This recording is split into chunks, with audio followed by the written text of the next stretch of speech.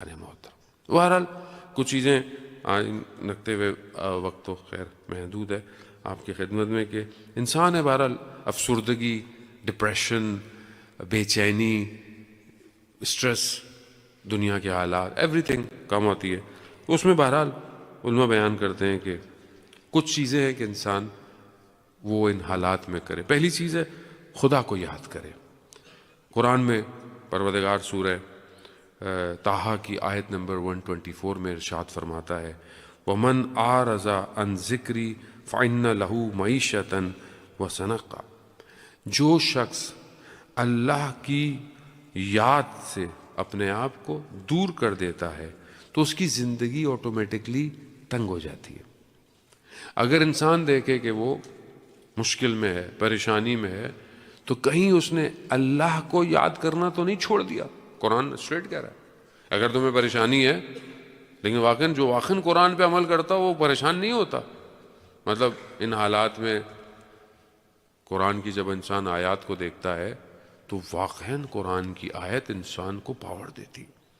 تو بہرحال انسان کیا کر سکتا ہے ان حالات میں کہ انسان اگر اپنے آپ کو اللہ کے ذکر سے دور کر دے گا تو زندگی اس کے لیے سخت ہو جائے گی اور وہ روز قیامت نابینا اٹھایا جائے گا.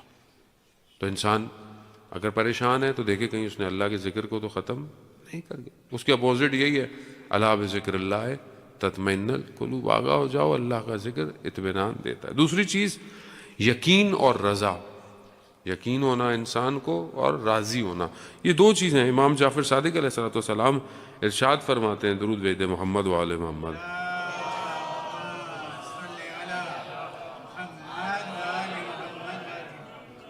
امام ارشاد فرماتے ہیں کہ یقین اور رضا کے معنی یہ ہیں کہ انسان خدا پر اعتماد کرے اور انسان جو بھی کام کرے انجام دے اور اس پر اپنے آپ کو ثابت رکھے. یعنی انسان کو یہ یقین ہو کہ یہ جو کچھ اختیار ہے خدا کے اختیار میں. یہ انسان کو یقین ہونا چاہیے کہ درخت کے جو پتے ہیں، لیوز ہیں، وہ بھی اللہ کی مرضی کے بغیر نہیں گرتے. وہ یقین ہے کہ نہیں ہے؟ جب انسان کو اس چیز کا یقین ہو تو باقی زندگی میں ہونے والے واقعات پہ تو انسان کو یقین ہونا چاہیے خدا ہے، اور پھر اس کے بعد جو ہو اس پہ راضی رہے. یعنی انسان آسان نہیں ہے، یقیناً راضی ہونا بھی بہت مشکل کام ہے. انسان تو گلے شکوے ہی ہیں زندگی میں، راضی تو بڑا مشکل ہے. راضی انسان ہو جائے بہت آسان نہیں. صبر الگ لیول ہے، راضی ہونا الگ لیول ہے، مگر انسان بہرحال راضی ہو. اب یہ اگر انسان دو چیزیں بہرحال اپنی زندگی میں کرے تو بہتر ہو سکتا ہے.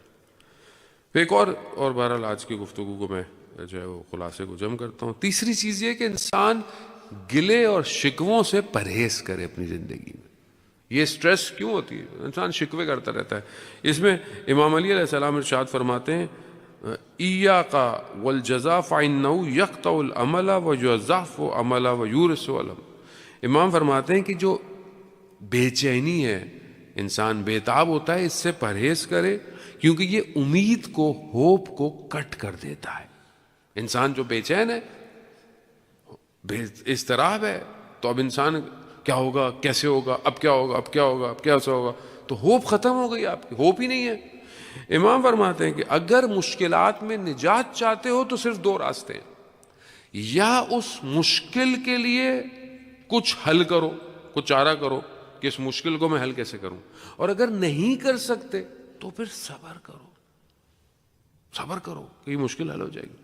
لیکن اگر ہر وقت یہ بولتے رہو گے اور بے چین رہو گے کیا ہوگا، کیسے ہوگا، یہ مشکل ہو گئی، وہ مشکل ہو گئی، یہ مشکل ہو گئی، تو دیر از نو ہوپ. کوئی ہوپ نہیں ہے زندگی میں. انسان اپنے آپ کو بے چین کر رہا ہے، اور یہ بے چینی اضطراب ہے زندگی کے اندر. اب ہر انسان کی زندگی میں انسیڈنٹ ہوتا ہے، پوری دنیا میں بھی انسیڈنٹ ہوا ہے. کیا ہوگا، کیسے ہوگا، کچھ نہیں ہوگا بھائی، کچھ نہیں ہوگا. آپ اپنی ڈیوٹی انجام دو، آپ اپنا کام کرو، آپ اپنے ایمان کو مضبوط کرو. آخری زمانہ ہے.